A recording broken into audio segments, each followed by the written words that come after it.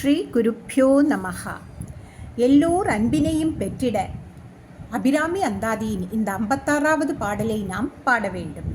ஒன்றாய் அரும்பி பலவாய் விரிந்திவ்வுலகெங்குமாய் நின்றாள் அனைத்தையும் நீங்கி நிற்பாளென்றன் நெஞ்சினுள்ளே பொன்றாது நின்று புரிகின்றவா இப்பொருளறிவார் அன்றால் இலையில் துயின்ற பெம்மானும் என் ஐயனுமே.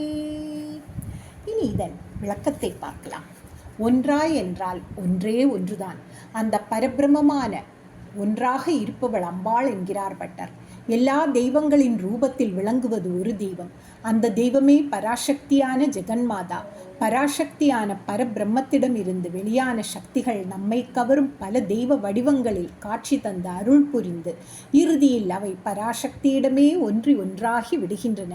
ஆகவே பராசக்திதான் அனைத்தும், அனைத்தும் பராசக்தியான ஒன்றே என்று புரிந்து கொள்ளலாம். அம்பாள் அனைத்து சக்திகளையும் தன்னுள் அடக்கி வைத்திருப்பதால் அரும்பி என்று பட்டர் கூறினார். அம்பாள் அனைத்து தெய்வங்களையும் தன்னுள் அடக்கி அரும்புவது போல் உள்ளாள் என கூறுகிறார்.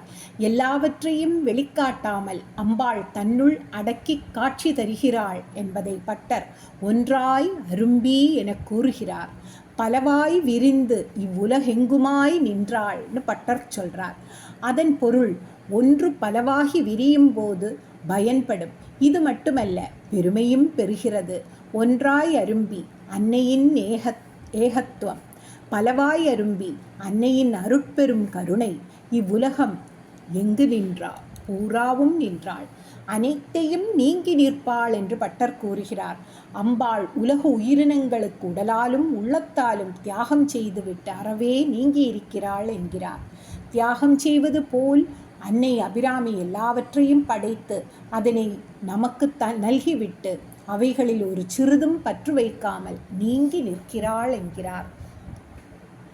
என்றன் நெஞ்சினுள்ளே பொன்றாது நின்று புரிகின்றவான்னு பட்டர் சொல்றார். அதன் பொருள் எல்லாவற்றிலிருந்தும் நீங்கி நிற்கும் அம்பாள் அன்பர்கள் நெஞ்சை விட்டு ஒருபோதும் நீங்காமல் இருப்பாள் என்கிறார். அம்பாள் அடியவர்களின் குணங்களை மட்டும் காண்பாள், குறைகளை ஒருபோதும் காணமாட்டாள். இதுதான் அம்பாளின் அருட்பெரும் கருணை. அம்பாள் தன்னை நினைத்து உருகும் அடியவர் நெஞ்சங்களை அணுவளவும் அகலாது அமர்ந்திருக்கிறாள் என்று பட்டார் அம்பாளை உயர்த்தி காட்டுகிறார். இப்பொருள் அறிவார் என்று ஆலிலையில் துயின்ற பெம்மானும் என் ஐயனுமேன்னு பட்டர் கூறுகிறார். அதன் பொருள் அடியவர் உள்ளத்தில் அம்பாள் எழுந்தருளி அற்புதங்கள் நடத்துவாள் என்பதை நன்கு உணர்ந்தவர்கள் இருவர் பெம்மானும் ஐயனும் என்கிறார் பட்டர். பெம்மான் திருமால், ஐயன் சிவபெருமான். அம்பிகை அடியவர்களுக்கு அருளும் அருட்செயல்களை ஆலிலையில் துயில் கொள்ளும் திருமாலும் ஆலகால விஷம் உண்ட ஐயனுமான சிவபெருமானும் அறிவார்கள் என பட்டர் கூறுகிறார்.